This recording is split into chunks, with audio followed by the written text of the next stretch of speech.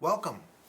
This is for Sunday, March 9th. We're talking about the Good Samaritan, and that's in Luke chapter 10, verses 25 through 42.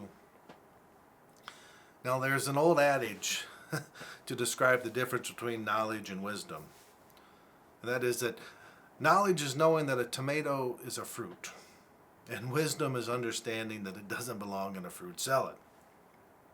Now, aside from being amusing, it makes the important point that having all the factual information doesn't mean that we will know what to do with it. The scribe here in this text knows all the facts. He has given the right answer, distilling the law of Moses down to provide a refined clarity about the love that's at the heart of the law. But when he follows up with the question, but who is my neighbor? He shows that all his knowledge hasn't amounted to knowing what it actually means to live. And so Jesus tells him a parable about a man who is beset by robbers, overlooked by a priest and a Levite, only to be saved by the compassion of, get this, a Samaritan. And his expectations are just toppled. At first, it doesn't seem like Jesus has answered the question. We begin with the question that used neighbor as a noun, a category of being to which some belong and some do not. And we ended with an answer that used neighbor as a verb, a category of relating to which all can belong.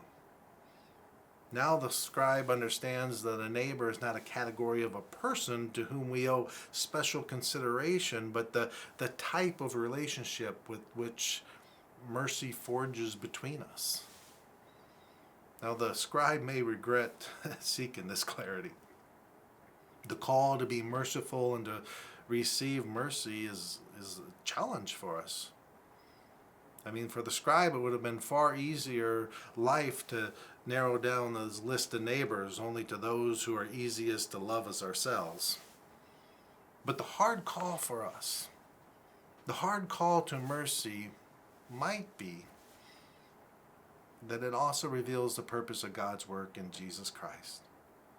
For the mercy which makes us neighbors of one another does not originate with us.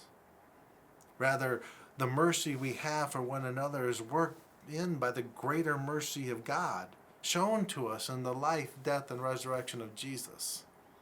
Just as God's love towards us endures our love towards one another, so too is God's mercy, which enables us to go and do likewise. Blessings on your week as you go and do likewise. What you do matters. And I am so grateful for your partnership in the gospel.